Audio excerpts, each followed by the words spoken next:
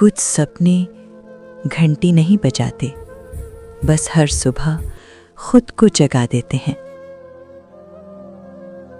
शहर के किनारे एक पुराना सा मोहल्ला था, जहां जिंदगी बहुत तेज नहीं चलती थी, लेकिन बोझ जरूर भारी था।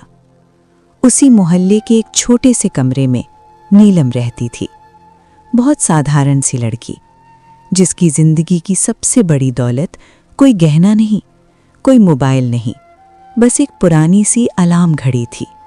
हर सुबह ठीक 5 बजे वही अलार्म बजता और नीलम उठ जाती, बिना शिकायत, बिना शोर। उसकी माँ अक्सर कहती थी, इतनी जल्दी क्यों उठती है, अभी तो जिंदगी बहुत लंबी है। नीलम बस मुस्कुरा देती, क्योंकि सच्चाई ये थी कि नीलम की जिंदगी की लंबाई उसने खुद तय नहीं की थी।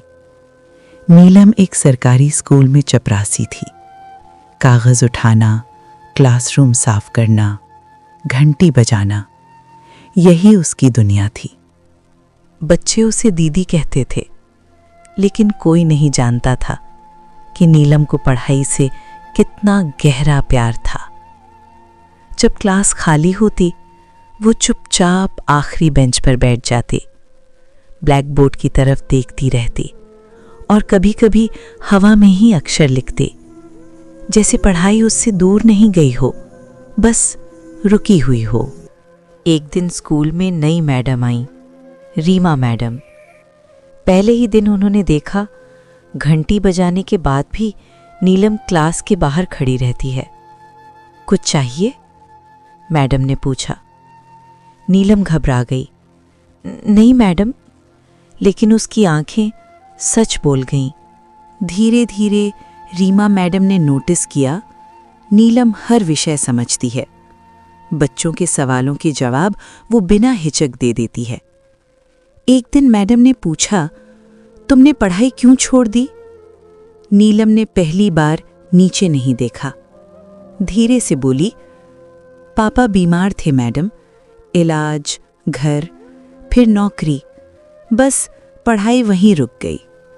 उस दिन के बाद रीमा मैडम ने नीलम को अपनी पुरानी किताबें देनी शुरू कर दी और फिर हर रात का एक नया सफ़र शुरू हुआ।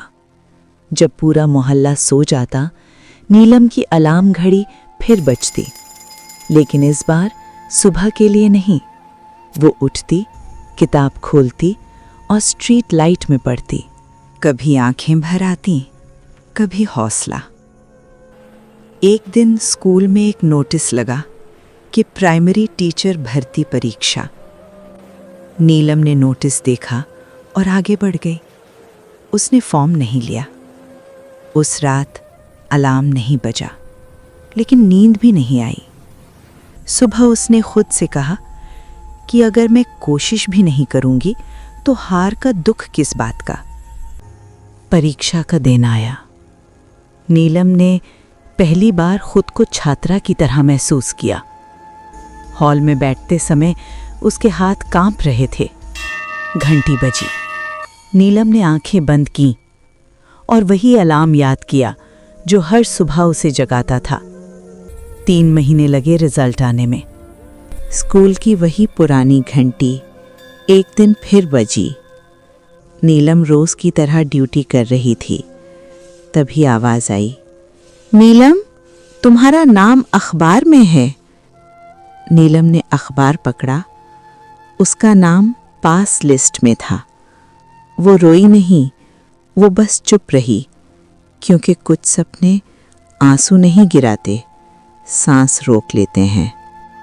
कुछ महीनों बाद उसी स्कूल में नीलम पहली बार टीचर की कुर्सी पर बैठी। बच्चों ने पूछा, मैडम, आप पहले क्या करती थीं? नीलम मुस्कुराई, मैं घंटी बजाती थी। फिर उसने दीवार की तरफ देखा, जहां वही पुरानी अलार्म घड़ी टंगी थी। आज भी वो 5 बजे बजती थी। फर्क बस इतना था, अब वो याद दिलाने के लिए बजती थी कि देर कभी नहीं होती। वो अलार्म आज भी 5 बजे बजती है। बस अब वो नीलम को नहीं, दूसरों की नींद में सोए सपनों को जगा देती है।